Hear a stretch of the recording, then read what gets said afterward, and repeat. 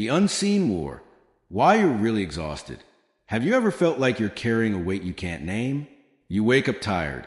Even when you've slept, you try to push forward, but every step feels like dragging 1,000-pound chain. And when you look around, nothing seems wrong enough to explain why you feel so broken inside. This is the silent war most people live through every single day, a war against reality itself. Here's the truth you've been avoiding. You are fighting battles that you cannot win. You argue with life. You scream at your circumstances. You wrestle with your own feelings. Try to force them into something more acceptable. Every time you say to yourself, "This shouldn't be happening," or "I shouldn't feel this way," you're locking yourself in a prison of your own making. This is why you're exhausted. It's not just your job. It's not just your relationships. It's not just stress. It's the constant resistance inside your mind, your refusal to accept what is. You're stuck in a loop, thinking if you fight hard enough, life will finally bend to your expectations. But the more you resist, the more it fights back. And in that battle, you lose yourself. Psychologists call this experiential avoidance, the attempt to run from pain, to outrun reality, to numb what's unbearable. But here's the cruel twist. What you resist doesn't go away. It grows. The pain you push down doesn't dissolve. It festers. It leaks into your decisions, your moods, your relationships. And eventually, it consumes you. Think of it like standing in quicksand. Your first instinct is to fight, to thrash and push against it. But the more you fight, the faster you sink. This is what resisting reality does to your mind. You believe you're protecting yourself, but you're only pulling yourself deeper into suffering. Acceptance, real acceptance, is not about giving up. It's about finally putting down the sword you've been swinging against everything you cannot control. It's the courage to say, "This is happening. I don't like it, but I will face it." That moment changes everything. It doesn't erase the pain, but it stops the endless war you've been fighting in your head. It gives you space to breathe. And for the first time in a long time, it gives you a chance to actually heal. If you've been wondering why you feel so drained, why your efforts to fix your life never seem to work, look here at the war you've been waging against your own reality. That is where your energy is going. That is why you are stuck. And that is why acceptance, not resistance, might be the key you've been searching for all along.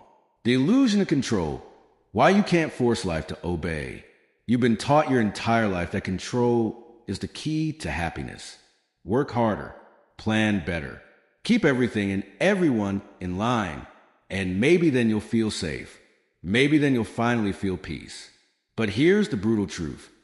Control is an illusion, and chasing it is what's destroying you. Think about it. How much of your life has gone exactly as you planned? The job you thought would fulfill you ended up draining you.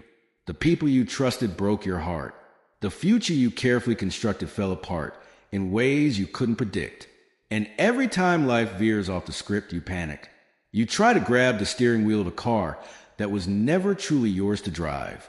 And the more you tighten your grip, the more out of control everything feels. This is a trap of the human mind. The belief that if we could just control enough variables, our emotions, our circumstances, the people around us, we could avoid pain. But that belief is a lie.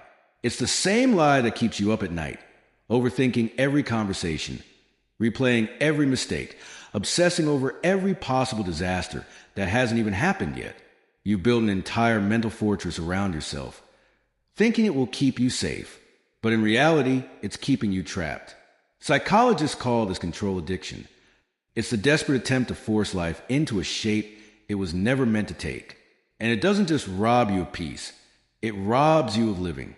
You become so focused on managing outcomes that you stop experiencing life as it is. You stop taking risks. You stop loving fully. You stop breathing deeply. Because somewhere in your mind, the thought whispers, if I let go, everything will fall apart. But here's the paradox. The moment you stop trying to control everything, life doesn't fall apart. It opens up. When you stop forcing reality to match your expectations, you stop suffering from the endless gap between what you want and what is. That gap, that space between how it should be and how it really is, that's where your pain lives. And when you let it go, even just for a moment, You begin to feel something you've been chasing for years. Peace. This isn't about apathy. It's not about doing nothing. It's about shifting your focus from what you can't control to what you can, your response, your perspective, your next step. Because the truth is, you were never meant to control life. You were meant to live it. And the moment you stop trying to force the world into submission, you'll realize that freedom isn't found in control. It's found in surrender.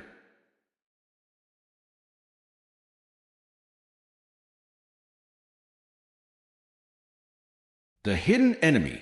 How resistance becomes your silent prison. Have you ever wondered why pain feels worse when you fight it? Why anxiety grows louder the more you try to silence it? Why sadness lingers longer the more you try to push it away? It's because the very act of resisting your emotions feeds them. Here's the truth you don't want to hear. What you resist persists. Psychologists call this experiential avoidance, the attempt to outrun discomfort by denying it, suppressing it, or distracting yourself from it. But here's the cruel twist. The more you try to escape, the deeper it embeds itself. It's like quicksand. The harder you struggle, the faster you sink. Think of your emotions like a child knocking on a locked door.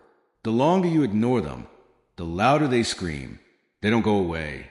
They just wait, growing heavier and darker in the shadows of your mind. And then, at the worst possible moment, they erupt in anger, in breakdowns, in the quiet ways you sabotage yourself. But here's what's even more chilling. Your resistance doesn't just keep the pain alive. It changes you. It rewires your brain. Neuroscience shows us that constant avoidance strengthens the very neural pathways tied to fear, anxiety, and despair. In other words, every time you suppress what you feel, you're teaching your brain to stay trapped in that pain. You become your own warden, guarding the walls of a prison you don't even know you built. And this isn't just about emotions. It's about identity. When you suppress your pain long enough, you start to suppress parts of yourself. Your desires, your voice, your truth. You wear masks. You play roles. You become who you think the world wants you to be. But deep down, you know something's wrong. You feel hollow, disconnected, lost. This is why so many people look successful on the outside, but feel broken inside. They build entire lives on top of buried pain, jobs, relationships, reputations. While their true selves rot beneath the surface, they become actors in their own story, afraid to let the audience see who they really are. So what's the way out? It's not running. It's not resisting. It's radical acceptance. The willingness to sit with your pain, to acknowledge it, to face it without trying to fix it immediately. Because pain only transforms when it's felt, not avoided. When you allow yourself to fully experience your emotions, to really look at them instead of locking them away, you begin to take their power back. You shift from being a prisoner of your feelings to being their witness. Acceptance isn't weakness. It's courage. It's looking at your deepest wounds and saying, "You don't control me anymore." It's choosing to stop fighting reality and start living in it. Because when you stop resisting, you stop feeding the very monsters that have been haunting you. And for the first time, you can breathe, you can heal, you can begin to be free. The mirror of reality. Why acceptance feels like death before it brings life. Acceptance sounds simple, but when you first try it, it feels like dying. Why? Because for years, you've built an identity around your pain. You convince yourself, "I'm strong because I don't feel," or "if I stay busy, I won't fall apart." That identity has been your armor. And when you take it off, when you let yourself actually face what's underneath, you feel exposed, vulnerable, naked in a world that doesn't care. But here's the truth. That armor you've been wearing, it hasn't been protecting you. It's been suffocating you. Think about it.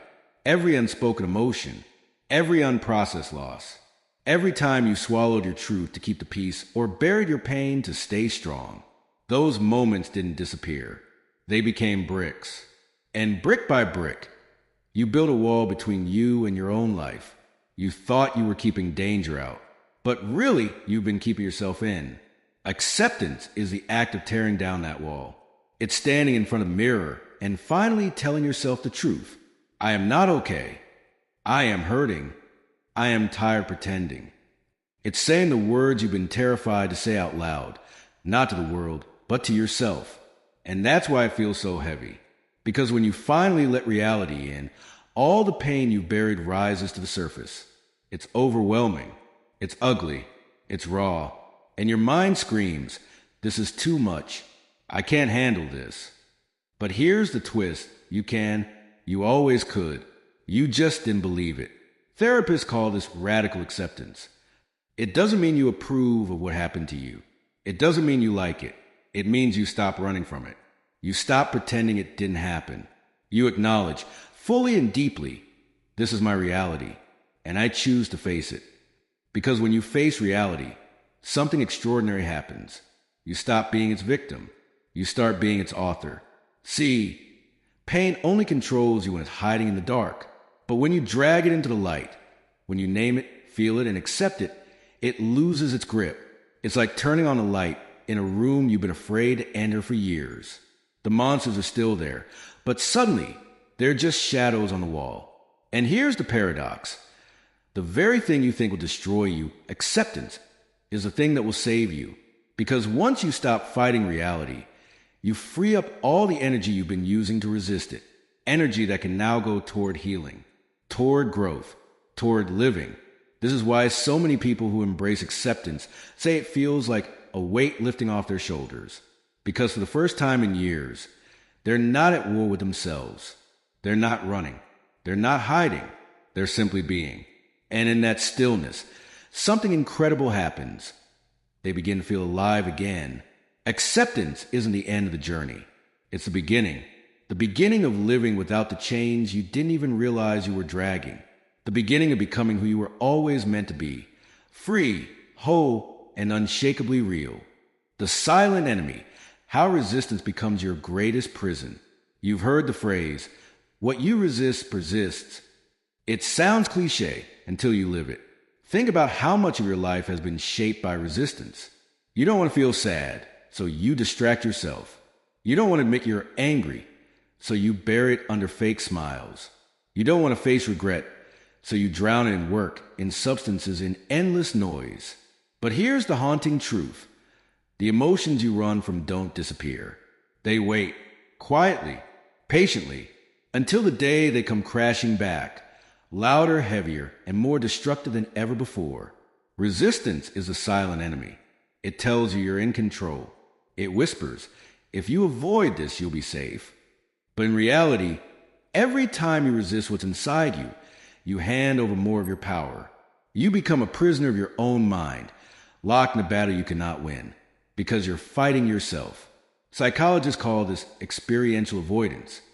It's the endless attempt to outrun our emotions, to push away pain, to deny reality. And it's exhausting. That's why you feel so tired all the time, even when nothing big is happening. Because deep down, you're carrying a war within yourself. And wars drain the soul. Here's the chilling part. Resistance doesn't just keep you stuck. It distorts your entire perception of life. When you're resisting sadness, joy feels flat. When you're avoiding anger, love feels hollow. When you're burying guilt, connection feels impossible. You think you're numbing pain, but you're numbing everything. And slowly, you lose yourself in the process. Acceptance, on the other hand, isn't about surrendering to pain. It's about reclaiming your power from it. It's about saying, I see you, I feel you, but you don't control me anymore. That's a shift from resistance to ownership, from victim to author. This is why so many spiritual traditions and psychological approaches teach the same lesson. Let go, not in the passive sense, but in the liberating sense. Let go of the belief that you can control everything.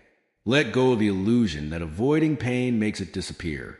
Let go of the resistance that's been chaining you to the same pattern for years. Because here's the truth you've been avoiding. Pain is inevitable, but suffering is optional. And most of your suffering doesn't come from the pain itself. It comes from resisting it. From telling yourself, this shouldn't be happening. This isn't fair. This can't be my life. Those thoughts keep you trapped in a loop that has no end.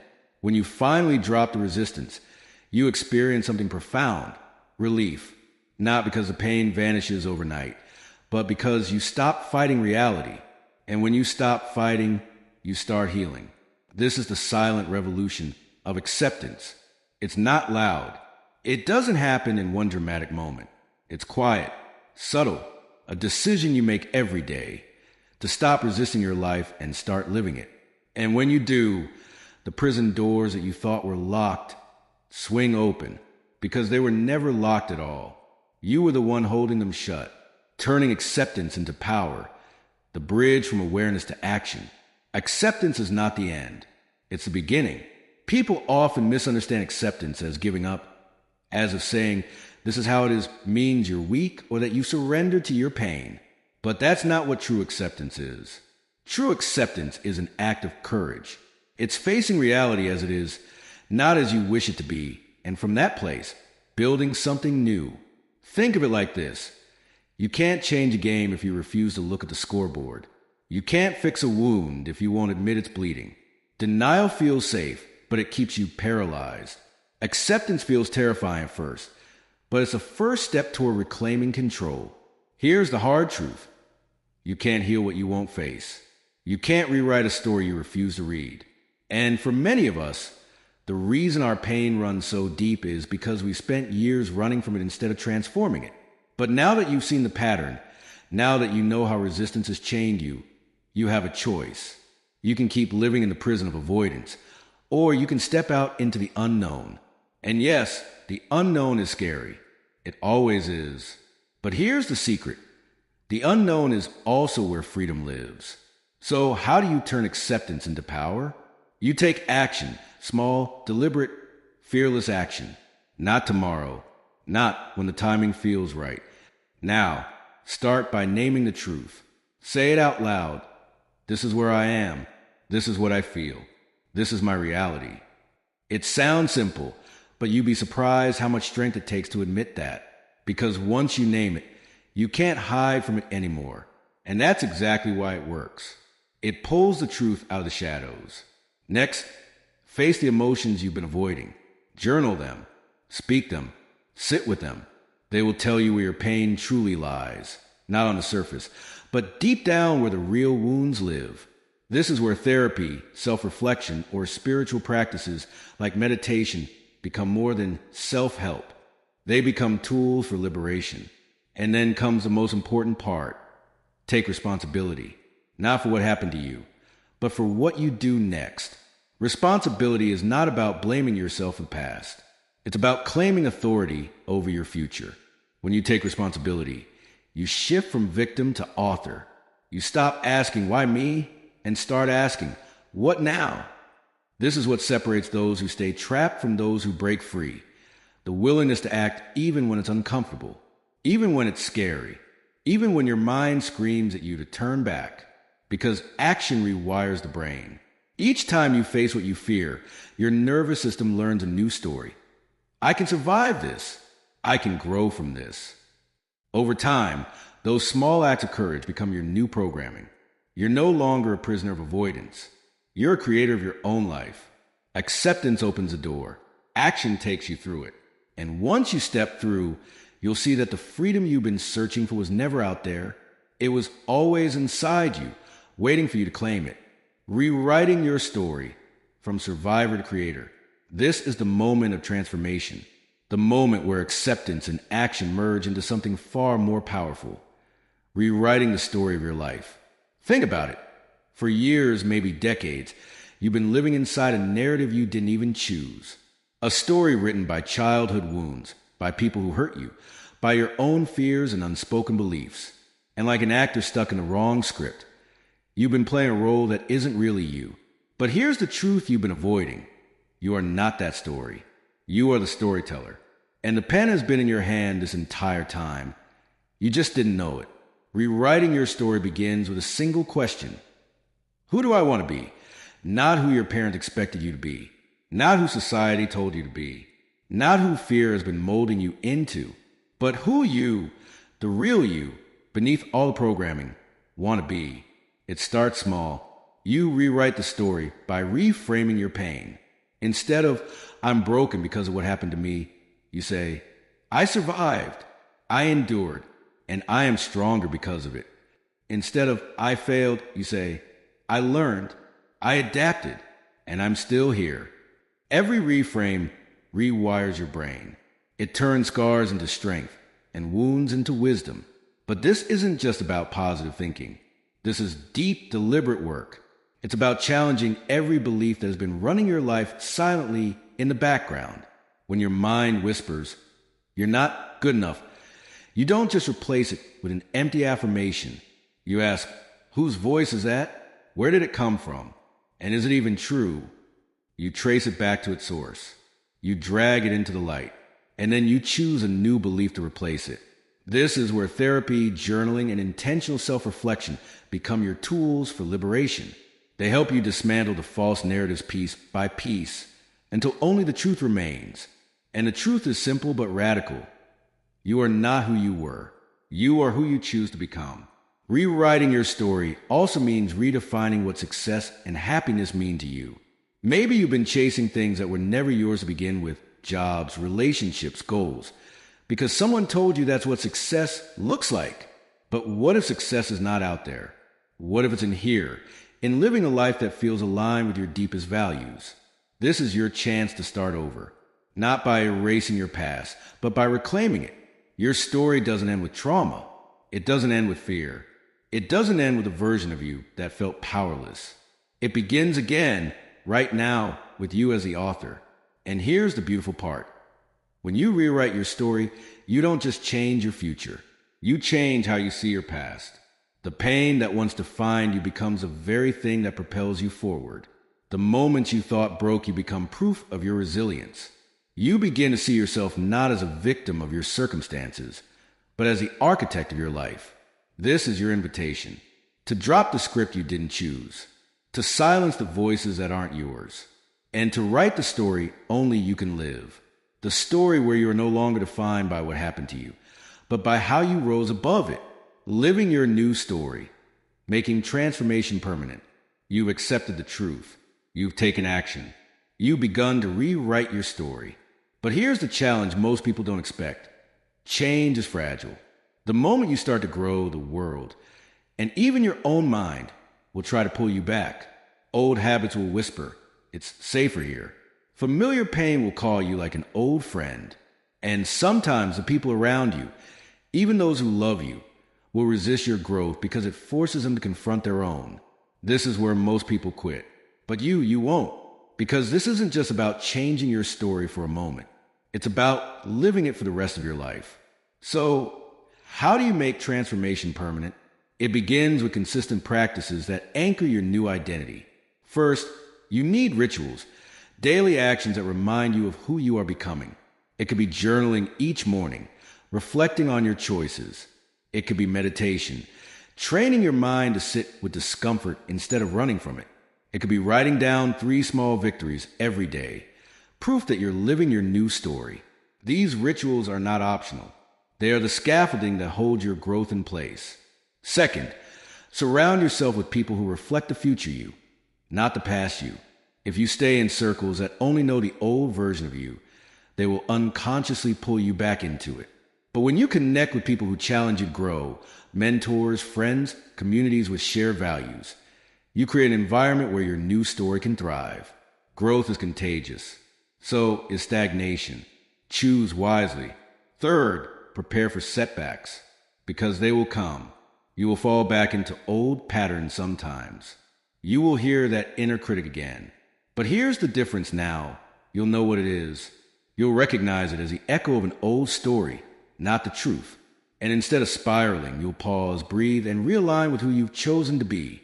Setbacks aren't failures. They're reminders of how far you've come and opportunities to strengthen your new path. Fourth, practice radical self-compassion. Transformation isn't linear. There will be days you feel unstoppable and days you feel like you're back at square one. On those hard days, don't punish yourself. Speak to yourself the way you would to someone you deeply love, with patience, with understanding, and with a quiet reminder. This is part of the process. I am still becoming. Self-compassion keeps the fire alive when everything else tries to put it out. Finally, keep rewriting your story. Transformation isn't a one-time event. It's a lifelong process. Who you are today is not who you will be a year from now. And that's the point. The goal isn't to reach some final version of yourself. The goal is to keep evolving, to keep creating, to keep writing the chapters of your life with intention instead of fear. When you live this way, everything changes. Pain stops being a prison and becomes a teacher. Fear stops being an enemy and becomes a guide. And your life, once controlled by unconscious scripts, becomes a conscious masterpiece. The question is no longer, can I change? The question is, am I willing to keep choosing this new story every single day? And if the answer is yes, then you've already won. You've broken free. You're no longer trapped in the old narrative. You're living the one you were always meant to write. Closing, the door is open. Will you walk through it? And now, here we are. You've walked with me through the darkest corridors of the mind. You faced the truth about your pain, that it wasn't random, that it wasn't meaningless. You've seen how your old stories, your fears, and your choices have built the prison you've been living in. But here's the secret no one tells you. The door has always been open. Read that again. The door has always been open. You weren't born broken.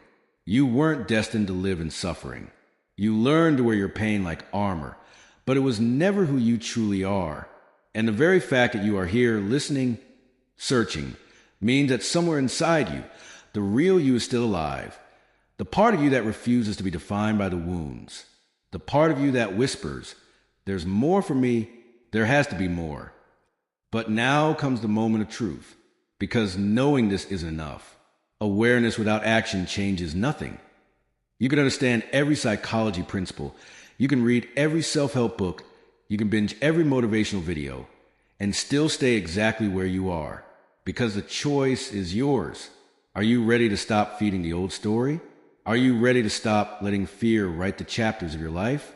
Are you ready to accept that your pain, as deep, as heavy, as consuming as it's been, is not your identity, but your invitation? An invitation to rise, an invitation to rewrite, an invitation to live. And yes, it will be hard. Growth always is. The mind will resist. It will scream, stay where it's safe, stay where it's familiar. But listen to me. Familiar isn't freedom. Familiar is the cage you've been living in. So here's what I want you to do. Right now, close your eyes, take one deep breath, and ask yourself this question. If I wasn't afraid, who would I be? Let the answer come. Maybe it's a whisper. Maybe it's a vision so clear it shakes you to your core. That is the real you, and that's who you're fighting for. This isn't about becoming someone new. It's about remembering who you were before the world told you who you had to be. It's about breaking the cycle of pain you didn't choose, but you don't have to keep carrying. Every day from here, you get to choose. Will you live in the story you've been given, or will you write the one you were meant for? You've seen the truth now. You can't unsee it. The old life, the one where you sleepwalk through pain, where you keep betray yourself to please others, where you let fear make your choices. That life is over. The only question left is, will you walk to the open door? Because if you do, everything changes. The prison dissolves. The pain loses its grip. And the person you were always meant to be finally steps into the light. Your story isn't over. In fact, it hasn't even begun. This is the first chapter.